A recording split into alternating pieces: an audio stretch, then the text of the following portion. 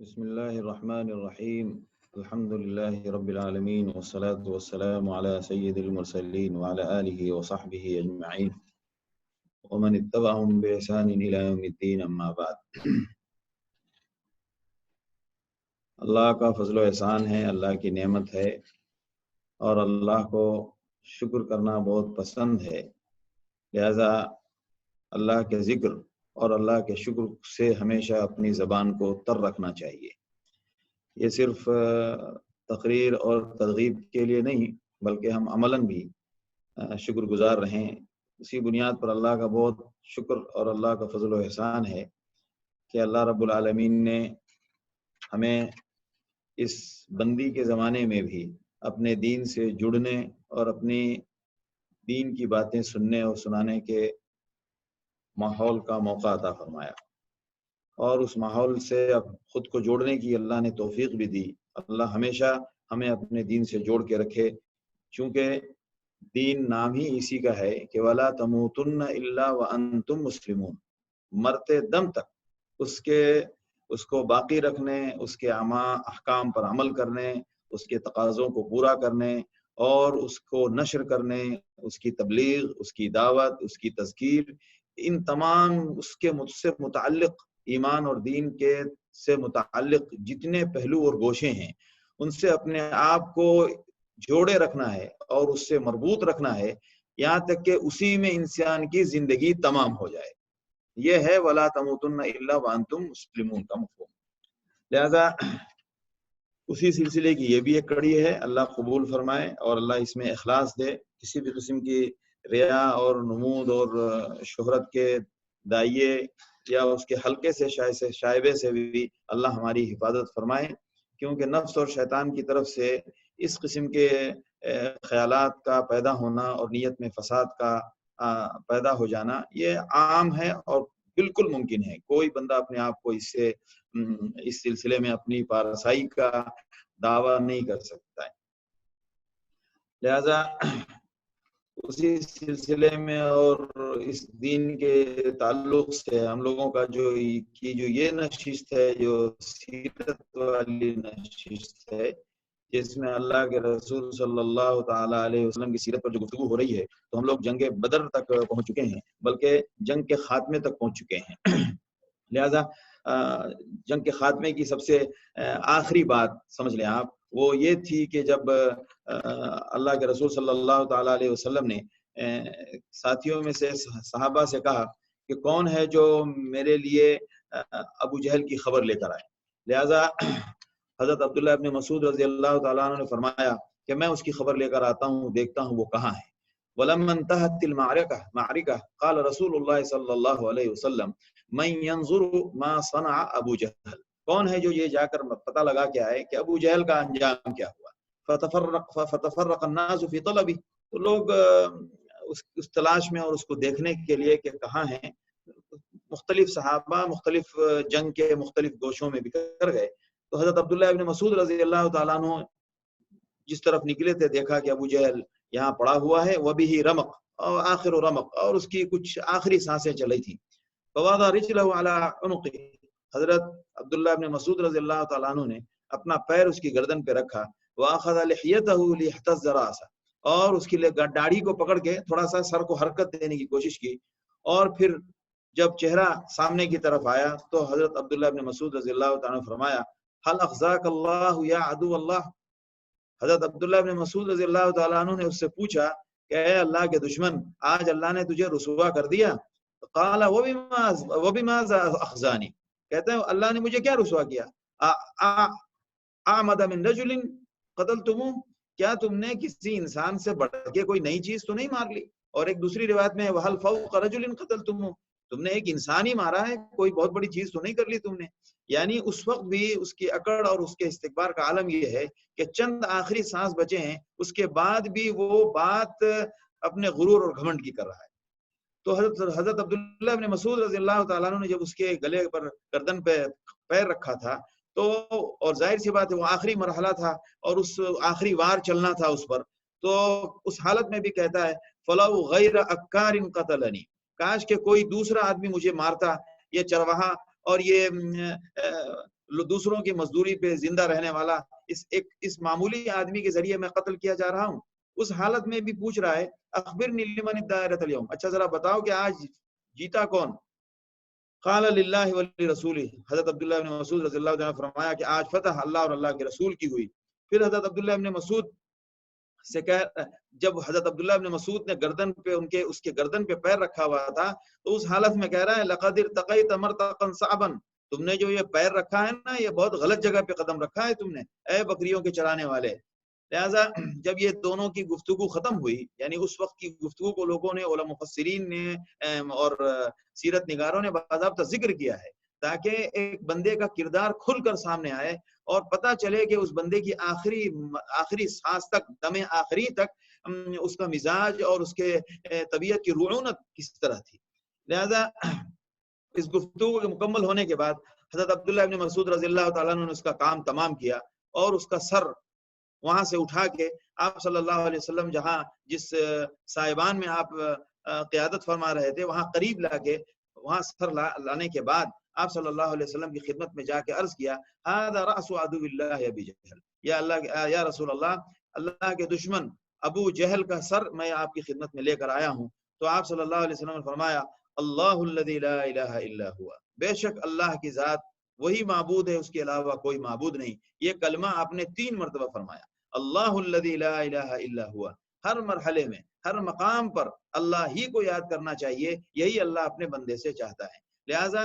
جنگ شروع ہوئی تو بھی آپ اللہ کو یاد فرما رہے تھے، جب گھمسان کی لڑائی شروع ہو گئی تھی اس وقت بھی آپ اللہ کو یاد فرما رہے تھے، اور جب جنگ مکمل ہوئی اور جب دشمن اپنے انجام کو پہنچے تو اس وقت بھی آپ صلی اللہ علیہ وسلم اللہ کو یاد فرما رہے ہیں. تو 3 مرتبہ آپ نے یہ جملہ دہرایا اللہ الذی لا الہ الا ہوا. پھر آپ صلی اللہ علیہ وسلم نے فرمایا اللہ اکبر، بے شک اللہ کی ذات بڑی ہے، الحمدللہ الذی صدق وعدہ، تمام تعریفات میرے اس رب کی ہے جس نے جو مجھ سے وعدہ کیا تھا وہ پورا کر دیا. وَنَصَرَ عَبْدَهُ، اور اس نے اپنے بندے کی مدد کی. وَهَزَمَ الْأَحْزَابَ وَحْدَهُ، اور پورے لشکر کو اور پورے مخالف دشمنوں کی پوری طاقت کو اس نے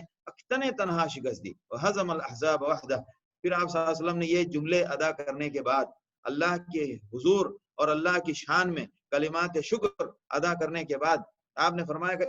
انطلق ارنی، چلو دکھاؤ کہاں ہے اس کا سر. فانطلقنا، تو حضرت عبداللہ بن مسعود فرماتے کہ میں اور آپ صلی اللہ علیہ وسلم آئے اور میں نے آپ صلی اللہ علیہ وسلم کو کہا کہ دیکھیں یا رسول اللہ، یہ اللہ کے دشمن کا یہ سر. تو آپ صلی اللہ علیہ وسلم نے فرمایا هذا فرعون هذه الامه، یہ شخص اس امت کا فرعون تھا. یہ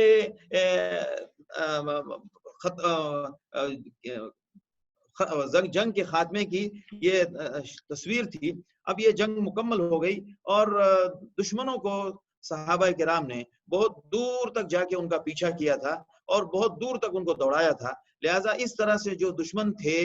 جو بھاگنے کے لائق تھے ان کو تو وہ میدان چھوڑ کے بھاگ گئے اور صحابہ نے ان کا پیچھا کیا. لہٰذا وہ کوئی شمال کی طرف، کوئی وادیوں سے ہوتا ہوا، کوئی گھاٹیوں سے ہوتا ہوا، جس کو جہاں سے بھاگنے کا موقع ملا وہ سارا کا سارا لشکر یوں تتر بتر ہو گیا. اب یہ جائیں تو کہاں جائیں؟ تو اب علماء نے اس منظر کشی کی ہے. لہٰذا پہلے ہم جنگ کے خاتمے کے بعد کفار قریش اور شکست کھانے والے لشکر کی تفصیل ذکر کرتے ہیں. اس کے بعد مدینے جو اور اہل ایمان کا جو مرحلہ ہے اور جو ان کے احوال ہیں اس پر تذکرہ کریں. لہذا جب یہ خطرناک جنگ مکمل ہو گئی اور شکست کھا گئے اور مسلمانوں کو اللہ نے فتح عظیم عطا فرمائی، تو اب ان کے ساتھ تو بڑی شرمندگی اور ندامت کا دھبا لگ گیا ان کے پیشانی پہ، ان کی بہادری پہ اور ان کی مردانگی پہ کہ تم 1000 کے قریب تمہاری تعداد تھی، تمہارے ساتھ ساز و سامان جنگ بھی بہت زیادہ تھا، اس کے باوجود تم نکلے بھی تھے یہاں تو بہت تیش کے ساتھ، اور کچھ تمہارے سنجیدہ لوگوں نے اس جنگ کو ٹالنے کا مشورہ بھی دیا، اس کے باوجود تم نے اس مشورے کو نہیں مانا اور تم اپنے یعنی محمد اور محمد کے ساتھیوں کے ساتھ صلی اللہ علیہ وسلم تم ان کے ساتھ مقابلے کے لیے مصر رہے. اس کے باوجود تم اتنی خطرناک اور اتنی ذلت والی شکست کھا کر آ رہے ہو تو ظاہر سی بات ہے یہ کس منہ سے مکے میں داخل ہوتے. تو یہ ان کے لیے ایک بڑی پریشانی کا مرحلہ تھا کہ یہ مکے واپس جائیں تو کیسے جائیں. اور عربوں کے اندر تانا دینے کا رواج بھی بہت تھا، اور تانا برداشت کرنا ان کے لیے بہت مشکل بات تھی، لہٰذا یہ تانے سے بچنے کے لیے ہر حربہ اور ہر تدبیر اختیار کرتے تھے۔ لہٰذا عربوں میں تانا ان کے ہاں بہت خطرناک ہے، کسی کے خلاف کسی پر بہت خطرناک اگر حملہ ہے تو اس کو آپ اس کی مردانگی پر تانا دے دیجئے، اس کی غربت کا تانا دے دیجئے، تو یہ تانے ان کے ہاں بڑے خطرناک حیثیت رکھتے تھے۔ اب ظاہر سی بات ہے عرب اپنی بہادری کا کلمہ پڑھتے تھے، اپنی بہادری اور اپنی جوامردی کا ترانہ گاتے تھے، اور اپنی جنگی مہارت اور میدان جنگ میں ہر قسم کے ہنر اور جوہر دکھانے کے قصیدے پڑھتے تھے یہ۔ تو اب جب یہ مکے میں واپس جائیں اس خطرناک اور اس ذلت ناک شکست کے بعد، تو یہ کس منہ سے وہاں داخل ہوں اور کس طرح لوگوں کے سامنے اپنے آپ کو ظاہر کریں، تو یہ ان کے لیے ایک بڑا مسئلہ تھا۔ لہٰذا اب مسلمانوں میں تو 14 شہید ہوئے، 14 میں سے 6 مہاجر تھے اور 8 انصار تھے، اور کفار میں 70 مارے گئے اور 70 لوگ قیدی ہوئے۔ تو جب یہ سب معاملہ ہو گیا تو آپ صلی اللہ علیہ وسلم نے ولما قضت الحیر، جب جنگ ختم ہو گئی تو ان کے کفار کے جانے سے پہلے جو ان کا دوسرا حشر ہوا میدان جنگ کے اندر، وہ یہ تھا کہ آپ صلی اللہ علیہ وسلم جتنے مقتولین تھے ان کے سامنے گئے، اور آپ نے فرمایا کہ بئس العشیرۃ انتم، یعنی جو مارے گئے تھے کفار قریش بڑے بڑے سردار، ان سے آپ نے کہا کہ تم لوگ میرے بڑے ہی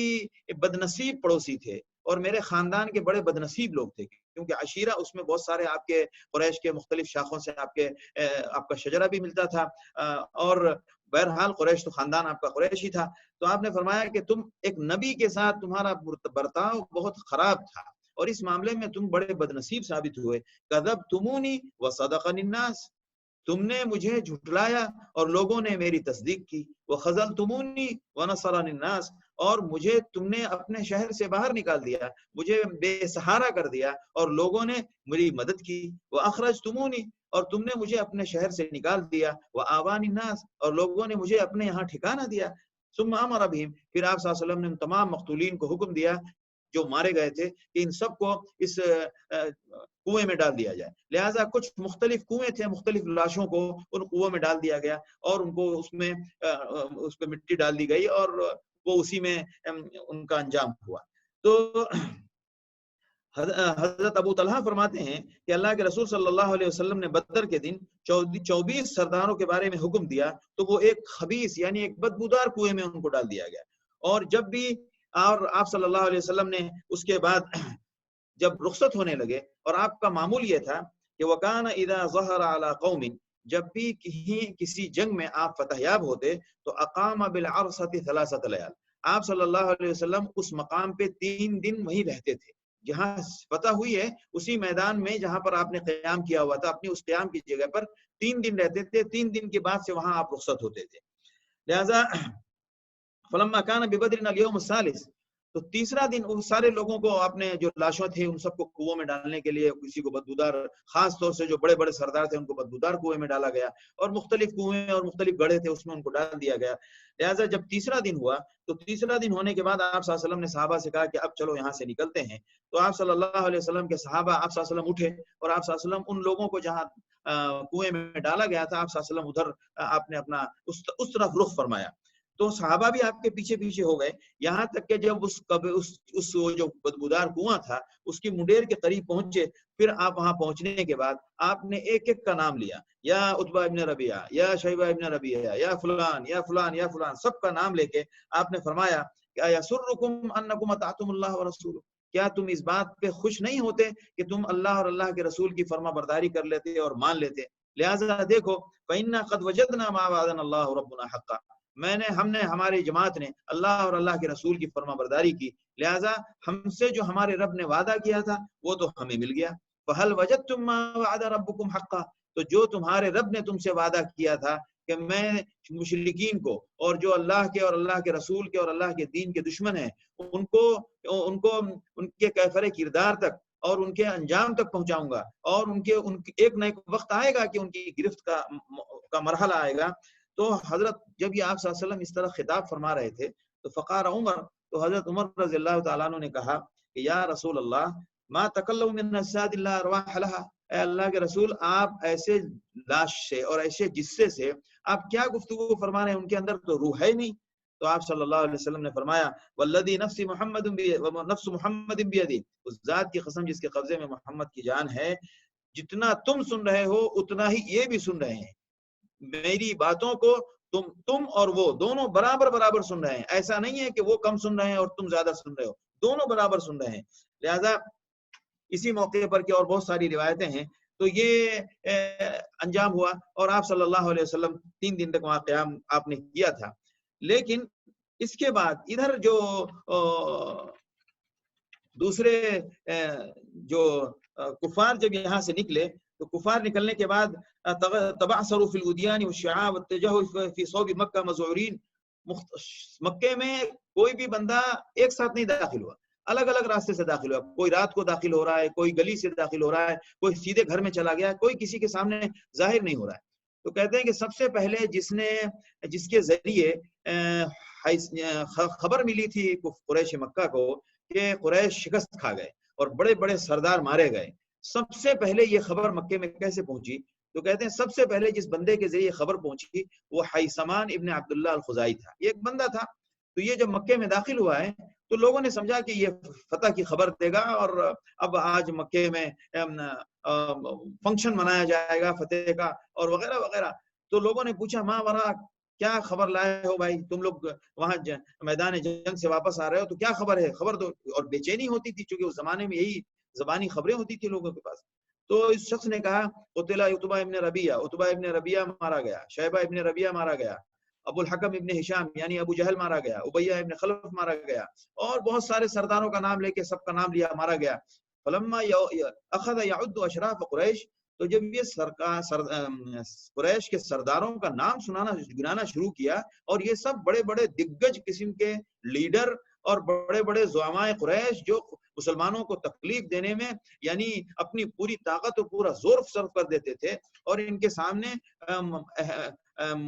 مطلب جو اہل ایمان تھے مکہ کے وہ بے بس ہو جاتے تھے. تو جب ان ناموں کو سنا تو صفوان ابن امیہ نے کہا، اور وہ کعبے سے لگا کر جو حجر کا علاقہ ہے اس میں بیٹھا ہوا تھا، یعنی حدیم کے اندر جو حجر ہے اس میں بیٹھا ہوا تھا وہ. تو اس نے کہا واللہ یعقل، مجھے لگتا ہے یہ نا تھوڑا سا اس کے حواس بگڑے ہوئے ہیں اور شاید اس کی یادداشت کام نہیں کر رہی ہے. پہلے اس سے یہ پوچھو، میرے بارے میں پوچھو کہ میں کون ہوں، یعنی اس نے امتحان لینے کے لیے کہ میں یہاں بیٹھا ہوا ہوں، پہلے اس سے پوچھو کہ میں کون بیٹھا ہوا ہوں. تو اس نے کہا کہ ما فعل صفوان ابن امیہ، اچھا صفوان ابن امیہ کدھر ہے؟ اس نے کہا یہ کیا بیٹھا ہے تمہارے سامنے؟ وقت واللہ رأیت. پھر اس نے صفوان ابن امیہ کے بارے میں بتانے کے ساتھ ساتھ اس نے یہ بھی کہا کہ اور سن لو، میں نے اس کے باپ اور اس کے بھائی کو بھی دیکھا ہے کہ قتل کیا گیا. اب یہ تو جناب سن کے اس کی حالت خراب، کہ مطلب یہ جو خبر دے رہا ہے وہ بالکل صحیح خبر ہے. اب آگے کی بات، دوسری خبر، ابو رافع حضرت اللہ کے رسول صلی اللہ علیہ وسلم کے آزاد کردہ غلام مولا ابو رافع مولا رسول اللہ، یہ حضرت عباس رضی اللہ تعالیٰ عنہ کے غلام تھے. اور اسلام یعنی اس وقت تک یہ حضرت عباس کے غلام تھے. اسلام حضرت عباس کے گھر میں داخل ہو گیا تھا، لہذا اصلاً حضرت عباس بھی مسلمان ہو گئے تھے اور ام الفضل بھی مسلمان تھی اور حضرت ابو رافع بھی مسلمان ہو گئے تھے. البتہ حضرت عباس رضی اللہ تعالیٰ عنہ اپنا اسلام چھپائے ہوئے، انہوں نے اعلان نہیں کیا تھا، لہٰذا لوگ ان کو یہ سمجھتے تھے کہ یہ ابھی ما آمن بمحمد، یہ محمد پہ بھی ایمان نہیں لائے. تو کہتے ہیں ابو لہب بدر میں گیا نہیں تھا، وہ شریک نہیں ہوا تھا، اس نے پیسے دے کے اپنا کام چلا لیا تھا. تو جب یہ خبر آئی جب یہ خبر آئی مکے میں تو اس ذلیل ابو لہب نے، کہتے ہیں کہ اس کو بڑا غصہ آیا ابو لہب کو، اور بہت تیش میں آیا وہ. وَوَجْنَا فِي أَنفُسِنَا، تو ابو رافع کہتے ہیں کہ ہم لوگوں کو دل میں بڑا اطمینان ہوا اور ہمیں بڑی خوشی ہوئی کہ بڑا اچھا ہوا، کفار کا یہ انجام ہوا. میں کمزور آدمی تھا، وَكُنْتُ رَجُلًا ضَعِيفًا أَعْمَلُ الْقِدَاحَ، زمزم کے کنویں کے بغل میں کمرہ تھا ایک چھوٹا سا، اس کمرے میں بیٹھ کے میں پیالے بناتا تھا، پتھر سے تراش کے نا پیالے کی شکل پیالہ بناتا تھا. میں کمزور آدمی تھا، وہی میرا روزگار تھا، اور میں اسی طرح میں اپنا پیالہ پیالہ بنا رہا تھا. اور میرے پاس حضرت عباس کی اہلیہ ام الفضل بیٹھی ہوئی تھی. تو جب یہ خبر آئی تو ہمیں بڑا اچھا لگا. تو دیکھا کہ میں اچانک یہ خبر جب پھیلی مکے میں تو ابو لہب بڑی تیزی سے دوڑتا ہوا آیا اور وہ آ کے بیٹھ گیا. اور بہت پیر گھسٹتا ہوا، جیسے غصے میں آدمی نہیں چلتے ہوئے آتا ہے، وہ آیا اور بیٹھ کے بیٹھا بھی تو کہاں بیٹھا، میرے کمرے کا جو دروازہ تھا اس دروازے کے سامنے بیٹھ گیا، اور وہ یوں بیٹھا کہ اس کی پیٹھ ہماری طرف تھی۔ لہذا جب لوگ آئے تو اس نے کہا کہ ہاذا، جب لوگ آ کے خبر دے رہے تھے تو عبیدہ ابن الحارث جن کو آپ صلی اللہ علیہ وسلم نے مبارزے کے لیے بھیجا تھا، ان کا ایک بھائی وہ ابھی مسلمان نہیں ہوئے تھے، نہیں ہوا تھا، سفیان ابن الحارث ابن عبد المطلب، یعنی یہ آپ صلی اللہ علیہ وسلم کا چچا بھائی بھی تھا اور ابو لہب کا بھتیجا بھی تھا۔ تو جب اس کو دیکھا آتے ہوئے تو ابو لہب نے کہا کہ اے بھتیجے تم ادھر آؤ، تمہارے پاس سے صحیح خبر ملے گی۔ فجلس الیہ، تو وہ بیٹھ گیا ان کے پاس، والناس قیام علیہ، اب لوگ بھی دھیرے دھیرے جمع ہونا شروع ہو گئے کیونکہ خبر جاننا بہت ضروری تھا۔ تو اس نے کہا بھتیجے تم بتاؤ کہ کیا ہوا؟ تو اس نے کہا ما ہوا الا ان لقینا القوم فمنحناهم مکتافنا، وہ کہہ رہے ہیں کہ بس ہمارے جنگ اور ہمارے مقابلے کی تصویر کشی یا اس پر تبصرے کے لیے میں اتنا ہی پیش کر سکتا ہوں کہ ہماری صورتحال ایسی تھی کہ جیسے ہم اپنی گردنیں ان کے سامنے پیش کر رہے ہوں کہ حضرت جیسے قتل کرنا ہو آپ ہماری گردن کو قتل کر لیں، ہم اس طرح سے مارے گئے۔ یعنی وہ اپنی شکست کی منظر کشی اور اپنے لوگوں کی کثرت سے مارے جانے کا بیان اس انداز سے کر رہا ہے کہ ہمارا تو حال بس ایسا تھا کہ جیسے ہم نے اپنی گردنیں ان کے حوالے کر دی تھی، یقتلوننا کیف شاءوا، جیسے دل چاہتا ہے آپ کو آپ ہمیں قتل کر لیں، ویاسروننا کیف شاءوا، اور کیف شاءوا، اور ہم نے اپنے ہاتھ، اپنی ہتھیلیاں، اپنی کلائیاں ان کے ہاتھ میں دے دی کہ لیجئے جناب، ہم کو جس انداز سے آپ کو قیدی بنانا ہے آپ قیدی بنا لیجئے۔ لہذا ہماری شکستگی اور ہمارے ضعف اور کمزوری کا عالم یہ تھا کہ ان کی وہ اپنی مرضی سے ہمیں جیسے چاہ رہے تھے مار رہے تھے، اور جیسے چاہ رہے تھے وہ ہمیں قید کر رہے تھے۔ اور کہتے ہیں وَأَيْمُ اللَّهِ مَعَ ذَلِكَ مَا لَمَّتِ النَّاسِ، اور اس کے علاوہ ایک اور بات جو مجھے نظر آئی، جو لوگوں کے ساتھ ان کے ساتھ جو مجھے ایک طاقت نظر آئی، وہ یہ کہ ہم نے بہت سارے سفید مردوں کو دیکھا جو چتکبرے گھوڑوں پر تھے، اور ان کے سامنے اگر کوئی چیز آ جائے تو وہ ٹھہر نہیں سکتی تھی اور وہ رک نہیں سکتی تھی۔ لہٰذا جب یہ لفظ کہا اس ابو سفیان ابن الحارث نے تو ابو رافع ایک دم اچھل گئے اور انہوں نے کہا کہ تلک واللہ الملائکہ، یہ اگر ایسا تم نے دیکھا ہے تو میں اللہ کی قسم کھا کر کہتا ہوں یہ تو فرشتے تھے۔ اچھا یہ مکے میں ہے، ابھی یہ مولا ابو رافع یہ مکے میں ہے، یہ جنگ میں شریک نہیں ہوئے۔ تو کہتے ہیں ابو لہب نے ایک ہاتھ اٹھایا اور اتنی تیز مارا میرے چہرے پر کہ مجھے سخت، یعنی ایک دم میرے چہرہ ایک دم جھنجھنا گیا۔ تو تو میں بھی اس کے ساتھ بھیڑ پڑا، تو اس نے مجھے پکڑ کے زمین پہ پٹخ دیا اور میرے سینے پہ سوار ہو گیا، اور میں کمزور آدمی تھا۔ تو ام الفضل بغل میں کھڑی تھی، ان کے پاس ایک لکڑی ان کے ہاتھ میں آئی اور اس نے پکڑ کے اس کے سر کو سخت زخمی کیا ابو لہب کے، اور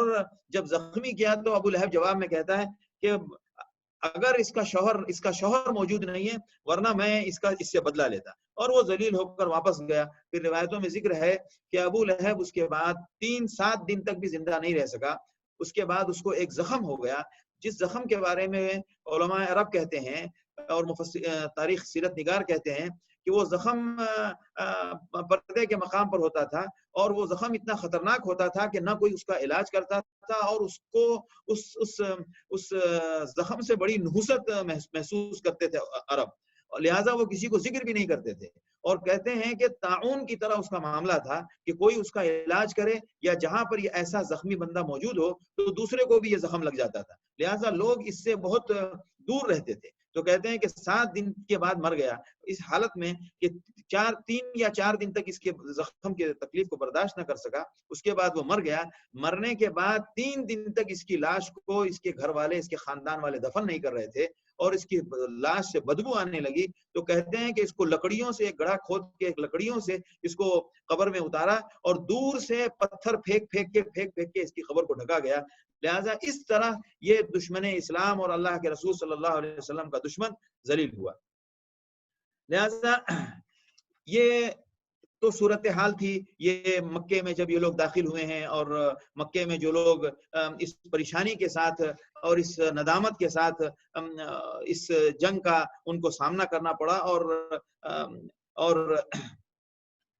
اس حالت میں انہوں نے اس غم کو برداشت کیا۔ اچھا، وہاں پھر ایک پابندی لگا دی گئی مکے میں کہ کوئی بندہ بھی اپنے مقتول پہ نوحہ نہیں کرے گا اور رونا نہیں ہے۔ کیوں؟ کہ وہ رونے کا مطلب ہے کہ اپنی شکست اور اپنی پستی کا اقرار. لہٰذا انہوں نے کہا کہ کوئی بندہ روئے گا نہیں. لہٰذا مدینے میں مکے میں کوئی بندہ اس ماتم کی ہمت نہیں کر سکتا تھا اور کوئی اپنے مقتول پہ رو نہیں سکتا تھا. اور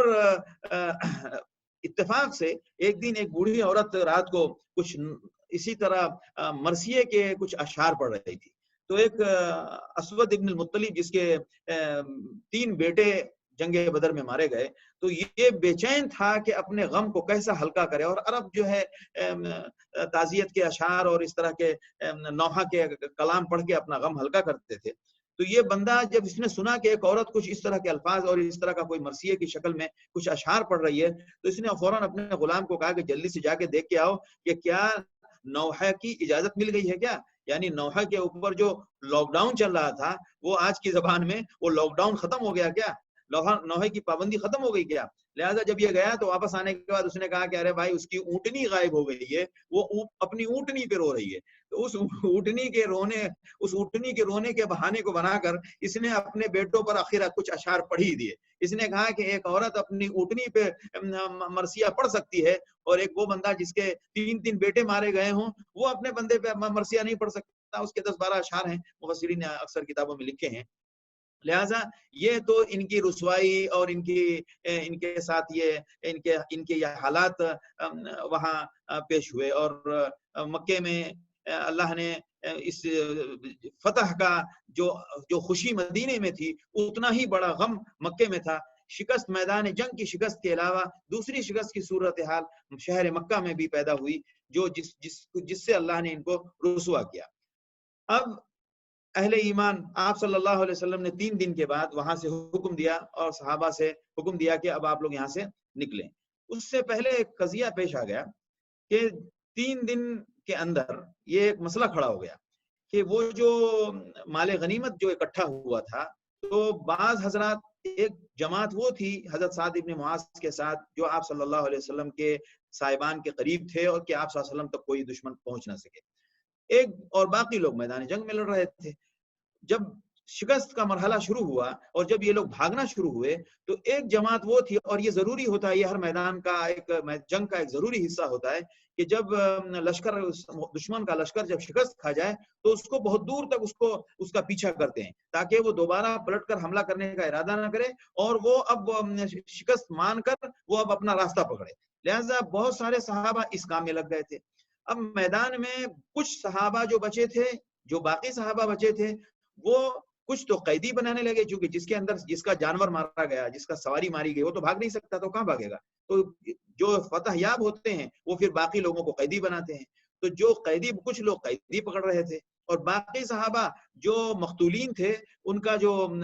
اس کی سواری ہو گئی یا اس کے جسم پر جو کچھ بھی سامان تھا وہ سارا سامان الگ کر رہے تھے اور وہ جمع کر رہے تھے. یہ مال غنیمت ہوتا تھا. لہٰذا یہ سارا مال غنیمت ایک جماعت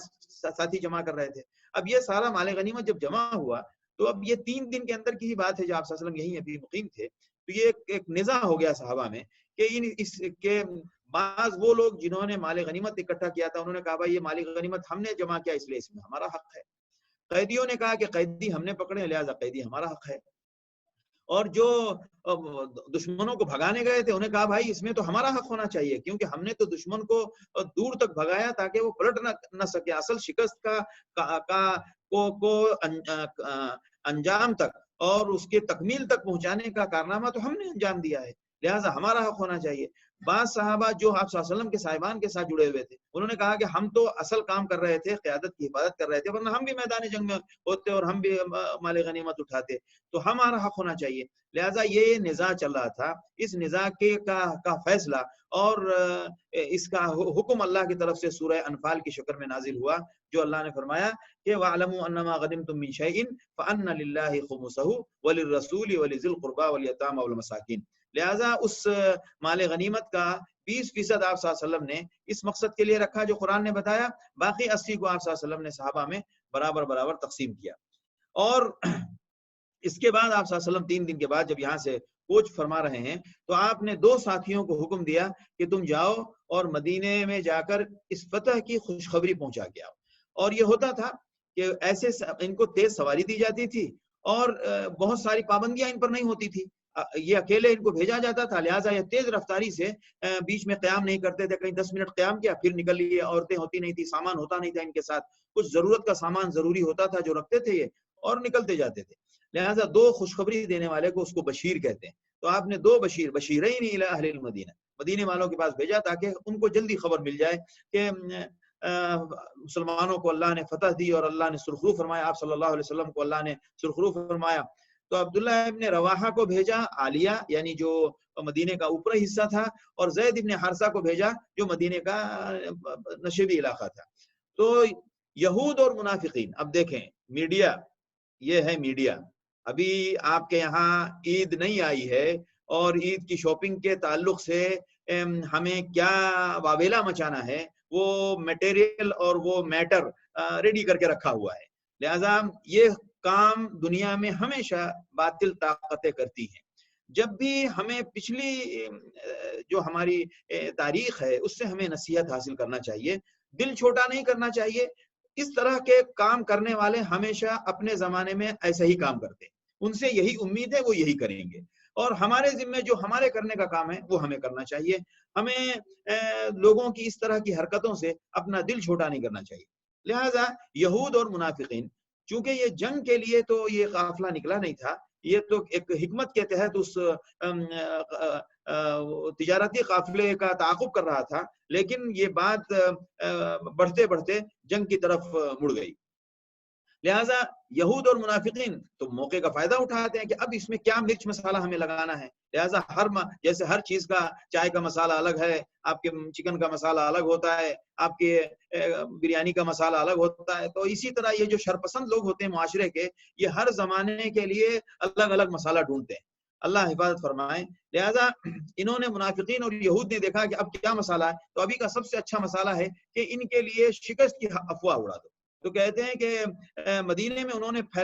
جھوٹ باتیں پھیلا دی ہوئی تھی، قد ارجفوا فی المدینہ باشاعۃ الدعایات الکاذبہ، جھوٹی جھوٹی باتیں انہوں نے بہت پھیلا دی تھی، حتی انہم اشاعوا خبر مقتل النبی صلی اللہ علیہ وسلم، یہاں تک کہ انہوں نے یہ خبر تک پھیلا دی تھی کہ محمد رسول اللہ صلی اللہ علیہ وسلم تو مارے گئے، ابھی وہاں سے کوئی خبر نہیں آئی، کوئی سورس نہیں ہے اور کوئی ذریعہ بھی نہیں ہے ان کے پاس جاننے کا، بس اپنی طرف سے انہوں نے گمان کر کے کہ دیر کیوں ہو رہی ہے، ایسا کیوں ہو رہا ہے، ایسا کیوں ہو رہا ہے، تو ادھر کا تکا ادھر کا تانا ادھر کے بانے سے ملا کر ایک خبر بناتے تھے اور پھر اس کو معاشرے میں پھیلاتے تھے، تو انہوں نے اللہ کے رسول صلی اللہ علیہ وسلم کے قتل کی خبر تک پھیلا دی۔ اب ظاہر سی بات ہے، اب دیکھیے اس میں بھی ان کی اپنی اس حرکت میں بھی ان کے لیے عذاب ہے، ان کے لیے عذاب کیا ہے کہ یہ اپنے پہلی پوری کوششوں سے یہ جھوٹی خبر بناتے ہیں، ظاہر سی بات ہے اس پہ ان کو محنت کرنا پڑتا ہے، ذہان لگانا پڑتا ہے، دماغ لگانا پڑتا ہے، وہ سب کرنے کے بعد یہ خبر تیار کرتے ہیں اور بڑی محنت سے اس خبر کو پھیلاتے ہیں، انہوں نے اتنی ساری محنت خرچ کر لی، اب اللہ کی طرف سے جو سچی خبر ہے وہ بعد میں آتی ہے، تو جب بعد میں سچی خبر آتی ہے تو اب یہ رسوا ہوتے ہیں اور جو کچھ بھی انہوں نے دماغ خرچ کیا، جو پیسہ خرچ کیا وہ ضائع ہو جاتا ہے۔ تو قرآن کے ذریعے انسان کو اپنی آخرت سمجھنی چاہیے کہ جس مال اور وقت کو ہم نے اللہ کے دشمنی اور اللہ کے خلاف خرچ کیا، وہ تو یہی ضائع ہو کے اللہ ہمیں دکھا رہا ہے کہ دیکھو کیسے ضائع ہوتا ہے، تو اسی طرح قیامت میں بھی، قیامت کے دن اللہ کے حضور اسی طرح ہمارے سارے اعمال ضائع نظر آئیں گے، لہٰذا اس میں بھی ان کا عذاب ہے کہ ان کو رسوائی ہوئی اور سب کے سامنے، لیکن جس کے دل پہ مہر لگ گئی ہو تو اس سے احساس نہیں ہوتا ہے، احساس مر جاتا ہے۔ بہرحال وَلَمَّا رَأَى أَحَدُ الْمُنَافِقِينَ، تو جب منافقین میں سے ایک بندے نے دیکھا کہ زید ابن حارثہ آ رہے ہیں اور وہ آپ صلی اللہ علیہ وسلم کی اونٹنی پر بیٹھے ہوئے ہیں، قصوہ پر، تو اور یہ اللہ کے رسول صلی اللہ علیہ وسلم کی اونٹنی تھی اور یہ اونٹنی کو سب پہچانتے تھے، تو قال لقد قتل محمد، جب اس نے دیکھا کہ اونٹنی اللہ کے رسول کی ہے اور سوار زید ابن حارثہ ہیں، تو اس نے کہا کہ دیکھو میں کہہ رہا تھا نا، بات صحیح ہے کہ اللہ محمد مارے گئے، لقد قتل محمد وهذه ناقته نعرفها، یہ ان کی اونٹنی ہم یہ جانتے ہیں، وهذا زید لا يدري ما يقول من الرعب، اور دیکھ لو زید روب کے مارے کچھ بات ہی نہیں کر پا رہا ہے کیونکہ وہ وہاں سے شکست کھا کے آ رہے ہیں اور یہ شکست کی خبر لے کر آ رہا ہے۔ اچھا دیکھنے کی بات یہ ہے کہ زید ابن حارثہ ابھی سامنے نہیں آئے تھے، ابھی دور تھے وہ، کیونکہ وہاں سے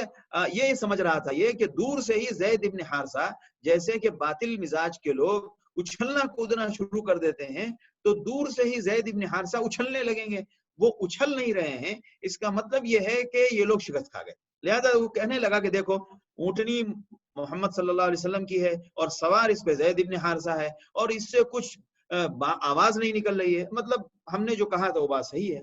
کہتے ہیں کہ فلما بلغ الرسولان، جب یہ دونوں عبداللہ ابن رواحہ رضی اللہ تعالیٰ عنہ اور زید ابن حارثہ جب دونوں آبادی کے قریب پہنچے تو احاط بہم المسلمون، ان دونوں کے ساتھ تمام مسلمانوں نے ان کو گھیر لیا. وَأَخَذُوا يَسْمَعُونَ مِنْهُمَ الْخَبَرَ، اور ان سے خبریں سننے یعنی ان سے معلوم کرنے لگے کہ کیا ہوا. حتیٰ تأکد، یہاں تک کہ جب ان کو یقین ہو گیا کہ اللہ کے رسول صلی اللہ علیہ وسلم کو فتح ہو گئی ہے تو پھر خوشی. اچھا انہوں نے تو پہلے کیا خبر پھیلائی تھی؟ شکست کھا گئے، آپ صلی اللہ علیہ وسلم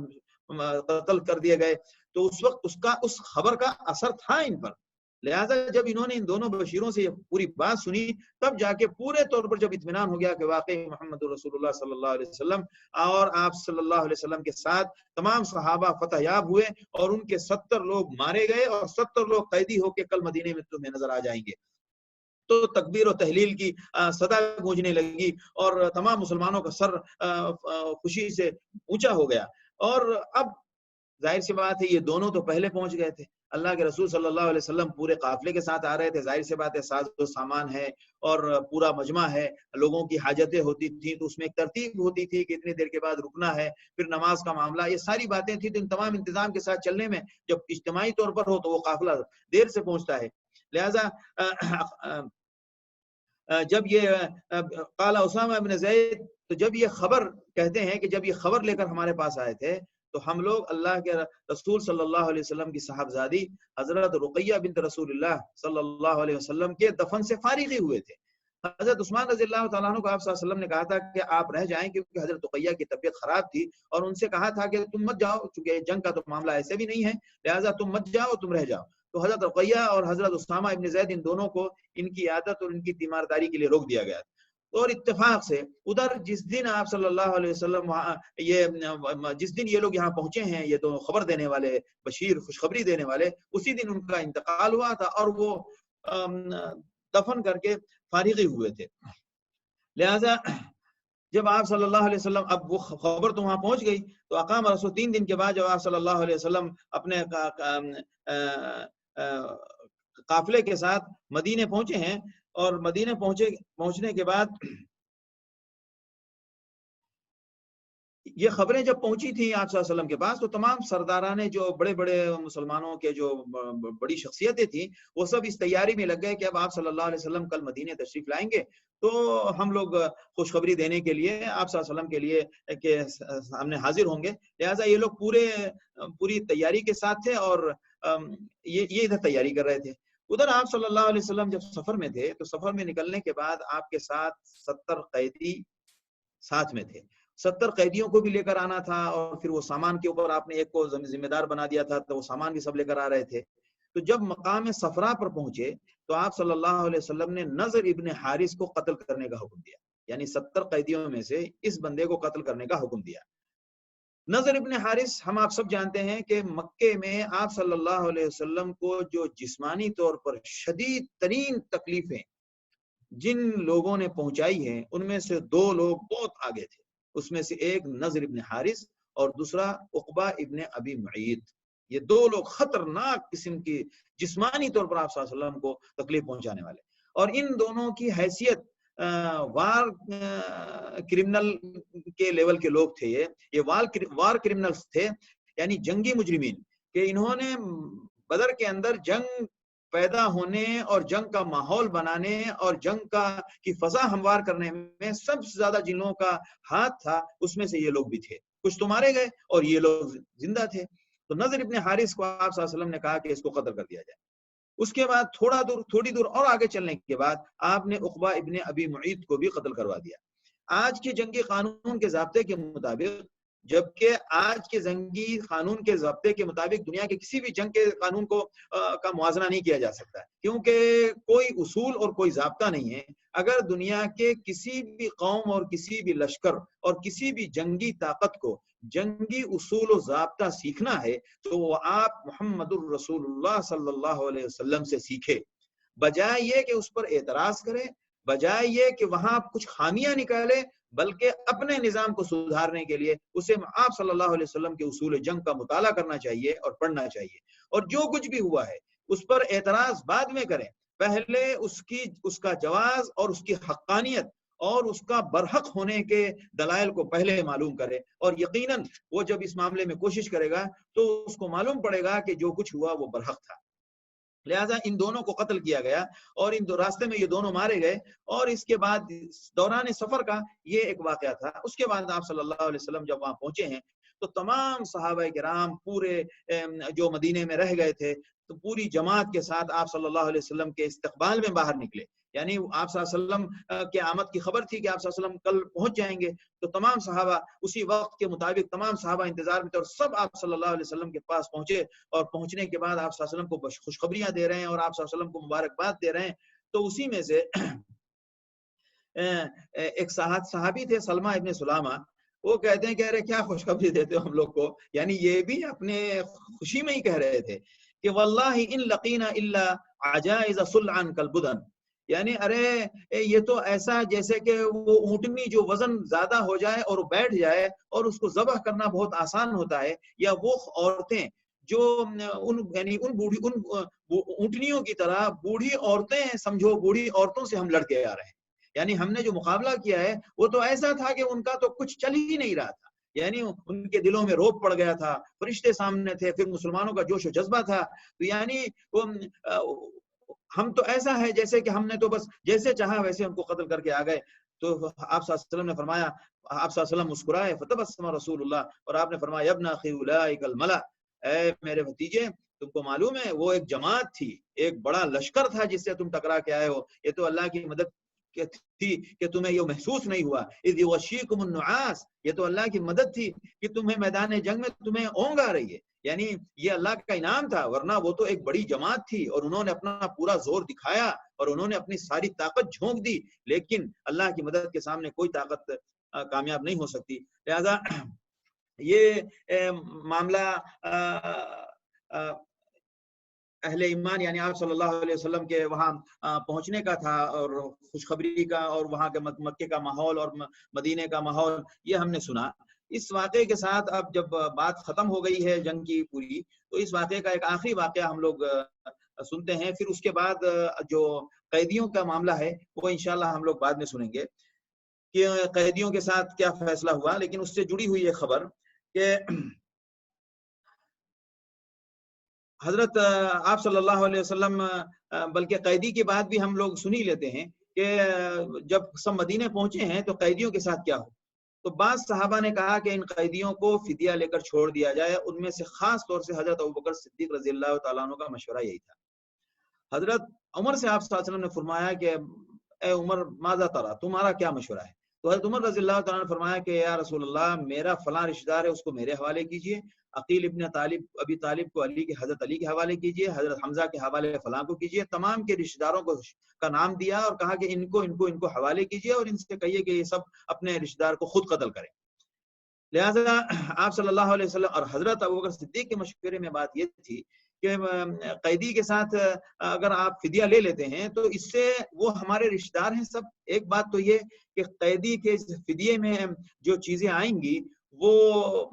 بہت سارے غربا مساکین کا اس سے کام چل جائے گا اور ان کی بھی جان بچ جائے گی، اور یہ سب ہمارے رشتہ دار ہیں، اللہ نے ان میں سے بہت سارے لوگوں کے حصے میں جو ہدایت لکھی ہوگی تو یہ کل ہدایت پا کر یہ خود دین کا حامی بن جائیں گے اور پاسبان بن جائیں گے۔ تو آپ صلی اللہ علیہ وسلم نے حضرت ابوبکر صدیق رضی اللہ تعالیٰ عنہ کی رائے کو قبول فرما کر آپ نے فدیہ لینے پر کا فیصلہ فرما دیا۔ اگلے دن قرآن کی وہ آیت اتری ما كان لنبي ان يكون له اسرى حتى يسخن في الارض تريدون عرض الدنيا والله يريد الاخره، کہ کسی نبی کے لیے یہ کوئی زیب نہیں دیتا کہ اس کے پاس قیدی ہوں یہاں تک کہ وہ اس کو کچل نہ دے، یعنی قیدیوں کا کام تمام کرو۔ تريدون عرض الدنيا، آپ نے ان قیدیوں کو چھوڑنے کا صرف اس لیے ارادہ کیا کہ اس کے بدلے میں کچھ دنیا کا مال ہاتھ آ جائے گا، واللہ یرید الاخرہ، اور اللہ آخرت کے فیصلے کو دیکھتا ہے کہ وہاں فیصلہ صرف ایمان کی بنیاد پر ہوگا۔ لہذا اس کے ساتھ پھر یہ قرآن کی آیت ولولا کتاب من اللہ سبق لمسکم فیما اخذتم عذاب عظیم، اگر اللہ کی طرف سے پہلے یہ فیصلہ نہ ہو گیا ہوتا کہ یا تو کسی کو کے پر احسان کر دو یا کسی کو فدیہ لے کے چھوڑ دو۔ قرآن میں یہ آیت اتر چکی تھی، اس لیے عذاب روک دیا گیا، ورنہ اس موقع کا فیصلہ وہ ہونا چاہیے جو حضرت عمر نے کہا کہ ان سب کو قتل کر دیا جائے۔ اس آیت کے اترنے کے بعد آپ صلی اللہ علیہ وسلم پر گریہ طاری تھا، اور حضرت ابوبکر صدیق رضی اللہ تعالیٰ عنہ پر بھی گریہ طاری تھا کہ یعنی فیصلہ یعنی عذاب، یعنی اللہ کی طرف سے عذاب کی دھمکی آئی جو لوگ اس رائے کے موافق تھے۔ تو حضرت عمر رضی اللہ تعالیٰ عنہ مجلس میں پہنچے ہیں، دیکھا ہے کہ آپ صلی اللہ علیہ وسلم بھی رو رہے ہیں اور حضرت ابوبکر صدیق بھی رو رہے ہیں۔ تو آپ حضرت عمر صدیق حضرت عمر فاروق رضی اللہ تعالیٰ عنہ نے دریافت کیا کہ ما یبکیکما، آپ لوگ کیوں رو رہے ہیں؟ آپ لوگ کے رونے کی وجہ بتائیں۔ وہ لوگ رو رہے ہیں، آپ حضرت عمر کو بتا نہیں رہے۔ انہوں نے کہا کچھ تو وجہ بتائیے، اگر میں رو نہیں سکا تو میں رونے کے جیسی کم سے کم حیت تو بناؤں، آپ حضرات کے ساتھ شریک تو ہو جاؤں۔ تو آپ صلی اللہ علیہ وسلم نے فرمایا کہ اے عمر، ہم نے جو یہ فدیہ لینے کا فیصلہ کیا اس کے سلسلے میں قرآن کی آیت اتری ہے، اور یہ عذاب اس درخت تک، آپ صلی اللہ علیہ وسلم نے سامنے جو درخت تھا اس کی طرف اشارہ فرمایا کہ اس درخت تک آ چکا تھا، لیکن چونکہ اللہ کی طرف سے یہ فیصلہ ہے کہ عذاب فدیہ لینے کی اجازت تھی، اس لیے وہ ٹال دیا گیا، ورنہ یہ بات اللہ کو اتنی ناپسند ہوئی۔ بہرحال اب اس بنیاد پر قیدیوں کے لیے فیصلہ ہوا کہ فدیہ دے کے چھوڑے جائیں گے۔ کسی کا فدیہ 3-4 ہزار درہم، کسی کا 3,000 درہم، کسی کا 1,000 درہم حسب صلاحیت۔ جن حضرات کے پاس فدیہ دینے کے لیے کچھ بھی نہیں تھا تو ان کے لیے یہ فیصلہ ہوا کہ 10 اچھا مکے کے لوگ پڑھنا لکھنا زیادہ جانتے تھے مدینے والوں کے بنسبت، تو مدینے میں پڑھنا لکھنے کا رواج کم تھا، تو جو بچے لکھنا نہیں جانتے تھے اور پڑھنا، تو جو ان میں سے پڑھنے لکھنے کی صلاحیت رکھتے تھے ان سے کہا گیا کہ آپ کا فدیہ یہ ہے کہ 10 بچوں کو آپ ٹرینڈ کر دیں، یعنی پورے طور پر ان کو پڑھنا لکھنا آ جائے۔ جب وہ آپ نے اپنی ذمہ داری پوری کر دی تو اب آپ آزاد ہیں، آپ اپنے شہر چلے جائیں۔ تو کچھ لوگوں کے ساتھ یہ فدیہ طے پایا، 3-4 لوگوں کو آپ نے بغیر فدیے کے آزاد کر دیا، اور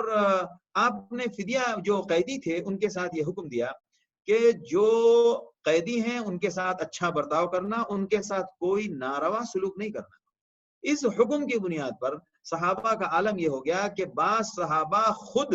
کھجور پہ گزارا کرتے تھے، اور گھر میں روٹی چپاتی بنتی تھی تو وہ قیدی کے حوالے کرتے تھے، صرف اللہ کے رسول صلی اللہ علیہ وسلم کی فرما برداری میں۔ اب اندازہ لگائیں آپ، اسے کہتے ہیں ایمان، اسے کہتے ہیں اطاعت اللہ و اطاعت رسولی، کہ میدان جنگ سے پہلے بھی ایک حکم یاد ہے، میدان جنگ میں جب تلوار ہاتھ میں ہے، دشمن سامنے ہے، حملہ آور ہے، اس وقت بھی یاد ہے، اور جب میدان جنگ کے بعد جب سفر میں ہے اس وقت بھی اللہ کا حکم یاد ہے اور اللہ کے رسول کا، اور جب ان کے بارے میں جو حکم دیا گیا ہر موقع پر نبی، دین اور شریعت کا حکم کو یاد رکھنا، اسی کا نام ایمان ہے۔ لہذا اس میں سے آپ صلی اللہ علیہ وسلم نے حضرت عباس کے بارے میں کہا کہ ان کے ساتھ کوئی سختی نہ کی جائے، اور اسی طرح حضرت زینب رضی اللہ تعالیٰ عنہ جو آپ کی صاحبزادی تھیں، ان کے شوہر ابو العاص ابن ربیع وہ بھی قیدی بن کر آئے تھے۔ لہذا اب وہاں سے جو قیدیوں کے سلسلے میں جو فدیے آنا شروع ہوئے ہیں اس پر ہم بعد میں کریں گے۔ میں نے یہ سلسلہ اس واقعے کے ساتھ اس لیے سنایا کہ اس واقعے کا اس سے تعلق ہے قیدیوں کے، کہ مکے میں جب وہ خبر سب پہنچ گئی تھی تو مکے میں خبر پہنچنے کے بعد ایک بندہ تھا عمیر ابن وحب، اس کے بارے میں کہتے ہیں شیطان من شیاطین قریش، یہ قریش کے بڑے شیطانوں میں سے شیطان، اللہ کے رسول صلی اللہ علیہ وسلم کو بہت تکلیف پہنچاتا تھا، اور انہوں نے بہت دشواریاں پیدا کی وہاں۔ تو کہتے ہیں کہ یہ اور صفوان ابن امیہ یہ دونوں بیٹھے ہوئے تھے کعبے کے پاس، اور یہ لوگ ذکر کر رہے تھے اصحاب القلیب کا کہ دیکھو ان کو وہاں پھینک دیا گیا، ان کو ایسے مار دیا گیا، ان کو ایسے، مطلب وہ تذکرہ سے جنگ کا تذکرہ کر رہے تھے۔ تو صفوان نے کہا واللہ ان العیش فی العیش بعد خیر، ان کے مرنے کے بعد، ان کے مارے جانے کے بعد یار زندگی میں کوئی مزہ رہ گیا ہے؟ تو صدقت واللہ، تو عمیر ابن وہب نے کہا کہ ہاں یار بات تو تم صحیح کہہ رہے ہو، بخدا اگر میرے اوپر قرض نہ ہوتا اور میرے بچے نہ ہوتے تو میں تو جاتا محمد کو ڈائریکٹ میں قتل کر کے آتا۔ میرے پاس ایک بہانہ بھی ہے کہ وہاں قیدی ہے، قیدی کے بہانے میں وہاں جاتا، میرا بیٹا وہاں قید ہے، میں قیدی کے بہانے وہاں جاتا اور میں قتل کر دیتا۔ تو صفوان ابن امیہ نے کہا کہ یہ تو بڑا اچھا موقع ہے، اس نے کہا ایک کام کرو، تمہارا قرض میں ادا کرتا ہوں اور تمہارے بچوں کا خرچہ بھی میرے اوپر، اور کبھی میں اس میں کوئی کوتاہی نہیں کروں گا، لہٰذا تم اس بات کو بالکل چھپاؤ، کسی کو بتانا مت، اور جاؤ تم اپنی مہم پر روانہ ہو جاؤ۔ کہتے ہیں کہ اس نے تلوار تیز کروائی اور اس کو زہر آلود کروایا، یہاں تک کہ وہ مدینے پہنچ گیا۔ یہاں مدینے میں حضرت عمر رضی اللہ تعالیٰ عنہ مسجد کے سامنے کسی مقام پر پورے کچھ مسلمانوں کے ساتھ بیٹھ کے اسی گفتگو میں تھے، بدر میں اللہ نے ہمارے ساتھ کیا مدد کی، اور کیسے کون مارا گیا، اور کس نے کون سا کیا کارنامہ انجام دیا، ایک تذکرہ چل رہا تھا۔ تو کہتے ہیں کہ اس بیچ میں اچانک حضرت عمر رضی اللہ تعالیٰ عنہ نے دیکھا کہ عمیر ابن وہب آیا اور اس نے اپنی مسجد کے سامنے اپنی سواری کو باندھ رہا ہے، اور اس نے تلوار بھی لٹکائی ہوئی ہے۔ تو حضرت عمر تو بہت موقع شناس، اور اللہ نے واقعی عجیب الہامی صلاحیتیں دی تھی۔ کہتے ہیں ھذا الکلب عدو اللہ، یہ کتا اللہ کا دشمن عمیر ابن وہب کسی نہ کسی بری نیت سے آیا ہے، اور یہی وہ بندہ ہے جس نے میدان جنگ کو گرم کرنے کا کام کر رہا تھا یہ۔ تو حضرت عمر رضی اللہ تعالیٰ عنہ فوراً پہلے آپ صلی اللہ علیہ وسلم کی خدمت میں حاضر ہوئے اور کہا کہ یا رسول اللہ، یہ دشمن عمیر ابن وہب تلوار لٹکایا ہوا یہاں پہنچا ہے۔ تو آپ نے فرمایا کہ ٹھیک ہے، اس کو میرے پاس لے کر آؤ۔ تو حضرت عمر رضی اللہ تعالیٰ عنہ باہر نکلے، اور پہلے تو اس نے جو تلوار لٹکائی ہوئی تھی، اس تلوار کا جس رسی سے اور جو اس کے حمالہ سے باندھا ہوا تھا، اس کو اس کے گردن میں باندھ کے اس کو لٹکا دیا، یعنی اس رسی کو وہاں سے نکال کے گردن میں رکھ دیا۔ اور جو ان کے ساتھ انصار صحابہ جو بیٹھ کے گفتگو کر رہے تھے، ان سے کہا کہ تم لوگ اللہ کے رسول صلی اللہ علیہ وسلم کی خدمت میں پہنچ جاؤ اور آپ کے ارد گرد بیٹھ جاؤ، اور دیکھو ہوشیار رہنا، اس بندے پر مجھے بھروسہ نہیں ہے، فَإِنَّهُ غَيْرُ مَأْمُونَ، تم لوگ پہلے پہنچ جاؤ۔ اور پھر اس کے رسی انہوں نے گردن میں ایسے گھما دی تھی، تو حضرت عمر رضی اللہ تعالیٰ عنہ عمیر کو لے کر پھر خود اپنے ساتھ آپ صلی اللہ علیہ وسلم کی خدمت میں پہنچے۔ جب دیکھا آپ صلی اللہ علیہ وسلم نے کہ حضرت عمر نے اس رسی کو بھی پکڑا ہوا ہے اور اس بندے کو بھی پکڑا ہوا ہے، تو آپ صلی اللہ علیہ وسلم نے فرمایا کہ عمر اس کو چھوڑ دو، اور عمیر سے کہا کہ چلو تم میرے سامنے، تم ذرا ادھر آگے آؤ۔ حضرت عمر رضی اللہ حضرت عمر نے اس کو چھوڑ دیا اور وہ عمیر آگے آیا۔ جب عمیر آگے آئے تو انہوں نے کہا انعموا صباحا، یعنی جس کو ہم لوگ آج کل گڈ مارننگ کہتے ہیں۔ تو آپ صلی اللہ علیہ وسلم نے فرمایا یہ جاہلیت میں کہا جاتا تھا، اور انعموا صباحا کا بالکل ترجمہ وہی ہے جو گڈ مارننگ ہے، آپ کی صبح خوشیوں والی ہو، آرام و راحت والی ہو۔ بہرحال تو آپ صلی اللہ علیہ وسلم نے فرمایا کہ یہ جاہلیت کا سلام ہے، ہمیں اللہ نے اس سے بہتر سلام دیا ہے جو مسلمانوں کا سلام ہے۔ تو یہ کہنے لگا کہ میں تو ابھی نیا ہوں، لہٰذا مجھے وہ سب سلام معلوم نہیں ہے۔ تو آپ صلی اللہ علیہ وسلم نے پوچھا کہ اچھا یہ پہلے یہ بتاؤ کہ تم آئے کیوں؟ فما جاء بک یا عمیر، تو اس نے کہا کہ جئت لہذا الاسیر فی ایدیکم، میرا بیٹا جو آپ کے یہاں قیدی ہے اس کو چھڑانے آیا۔ بڑی معصومیت کے ساتھ کہہ رہا ہے فاحسنوا فی، آپ لوگ کچھ احسان کر دیں۔ تو آپ نے فرمایا فما رال السیف فی عنقک، یہ گردن میں تم نے تلوار کیوں لٹکائی ہوئی ہے؟ یہ جو گردن میں تیرے تلوار لٹک رہی ہے اس کا راز بتا۔ قبحها اللہ من سیوف، تو خود ہی کہہ رہا ہے برا ہو بیڑا غرق ہو ان تلواروں کا، انہوں نے ہمیں کون سا فائدہ پہنچایا، اور یہ ہمارے کون سے کام آ گئی میدان بدر میں، ہمیں اس سے کچھ فائدہ ہو گیا۔ تو آپ نے فرمایا اصدق لمن الذی جئت بہ، آپ صلی اللہ علیہ وسلم نے فرمایا سیدھی بات کرو، کیوں آئے ہو تم؟ تو اس نے کہا ما جئت الا لذلک، بالکل میری نیت ہے اسی مقصد سے آیا ہوں۔ اب آپ صلی اللہ علیہ وسلم نے فرمایا کہ آپ کا مقصد میں بتاتا ہوں۔ بل قعدت انت وسفیان ابن امیہ، بلکہ سنو تم کیوں آئے ہو، تم اور سفیان ابن امیہ ہجر میں بیٹھے تھے، اور تم دونوں نے اصحاب القلیب کا ذکر کر رہے تھے قریش کے، اور تم نے یہ کہا کہ میرے اوپر اگر قرض اور بچوں کا مسئلہ نہ ہوتا تو میں جا کے محمد کو قتل کر گاتا۔ تو صفوان ابن امیہ نے تمہارے قرض اور تمہارے بچوں کی ذمہ داری لی اس بات پر کہ تم مجھے قتل کرنے آؤ، اور اللہ میرے اور تمہارے درمیان حائل ہے۔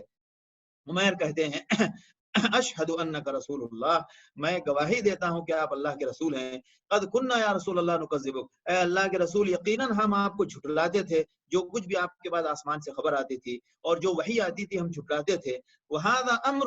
لیکن یہ تو ایسی بات ہے جس کا وحی سے کوئی تعلق نہیں، یہ تو میرے اور صفوان کے بیچ کی بات ہے، لہٰذا اس کو تو میں جھٹلا سکتا تھا کہ میں نے نہیں دیکھا، میں نہیں جانتا، لیکن یہ وہ خبر ہے، یہ وہ بات ہے جو میں نے اور صفوان نے بیٹھ کر حجر میں کی ہے، اور اس کو کوئی تیسرا نہیں جانتا ہے۔ لہٰذا پکی بات اب یہی ہے کہ وہ وحی جو آپ کے پاس اللہ کی طرف سے آتی تھی، وہ خبر جو آپ کے پاس اللہ کی طرف سے آتی تھی، اسی اللہ نے آپ کو یہ خبر پہنچائی ہے۔ لہٰذا الحمدللہ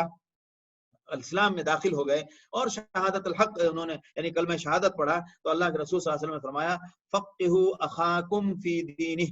اپنے بھائی کو دین کی ضروری باتیں جو ابھی عمل کرنے کی وہ سکھاؤ، وعلموہ القرآن، ان کو قرآن پڑھاؤ، وَأَطْلِقُوا أَسِيرَهُ، اور اس کا قیدی اس کے حوالے کر دو۔ دین انسان کو دنیا و آخرت کی دونوں بھلائی عطا کرتا ہے۔ لہذا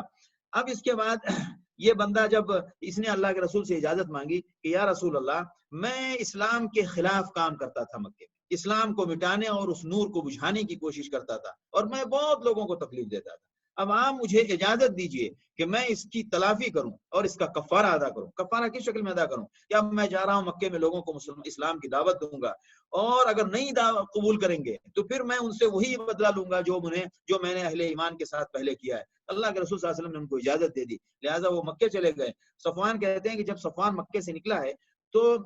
عمیر جب نکل گئے تھے تو صفوان روزانہ لوگوں سے کہتے تھے کہ بس انتظار کرو، بڑی اچھی خبر آنے والی ہے، انتظار کرو، بڑی اچھی خبر آنے والی ہے۔ وہ اس انتظار میں تھے کہ محمد آپ صلی اللہ علیہ وسلم کی خبر کہ قتل کی خبر اب مکے میں آنے والی ہے، لہذا بدر کا غم تم بھول جاؤ گے۔ اب یہ صورتحال تھی کہ چند لوگوں نے کہا کہ ارے بھائی عمیر ابن وہب تو مسلمان ہو گیا، تب اس نے قسم کھایا کہ آج کے بعد سے میں عمیر سے کبھی بات نہیں کرتا، نہ بات کرو تم۔ بہرحال اس نے تو اللہ اور اللہ کے رسول سے بات شروع کر دی ہے تو اب پوری دنیا بات نہ کرے، اس میں کیا غم کی بات ہے۔ لہذا یہ مکے کے جنگ کے خاتمے کے تعلق کی تقریباً تمام باتیں مکمل ہو گئی، اور قیدیوں کے تعلق کی تھوڑی سی باتیں جو جس میں ہمارے لیے کچھ عبرت اور حکمت کی باتیں بھی ہیں، اور یہ سب باتیں سننے سنانے کا مقصد یہ ہے کہ اللہ تعالی ہمارے ایمان کو تازہ رکھے، اللہ کے رسول صلی اللہ علیہ وسلم کی قربانیوں کو ہم جانیں، تفصیل سے اس کو سمجھیں، اور ہمیں بھی کبھی کوئی قربانی دینے کا موقع اور ضرورت ہوئی تو پھر ہم بھی اس میں پیچھے نہ ہٹیں۔ اللہ کی محبت، اللہ کے رسول صلی اللہ علیہ وسلم کی محبت اور دین پر اپنے آپ کو قربان کرنا اور دین کو پھیلانا، دین کو سننا اور پوری زندگی اپنے آپ کو دین کے احاطے میں محدود رکھنا اور اسی پر زندگی تمام کر دینا، اسی کے لیے ہم لوگ یہ محنت کرتے ہیں۔ اللہ تعالی ہمارے ذہن و دماغ کو اسلام کے رنگ میں ڈھال دے۔ صبغۃ اللہ ومن احسن من اللہ صبغہ، ہمارا دل و دماغ اسلام کے رنگ میں ڈھل جائے اور اس کے رنگ میں رنگ جائے، اللہ یہ چاہتا ہے، اور یہ محنتیں اور یہ کوششیں اسی لیے ہوتی ہیں۔ اللہ تعالی ہمیں کہنے سننے سے زیادہ عمل کی توفیق نصیب فرمائے۔ وآخر دعوانا الحمدللہ رب العالمین۔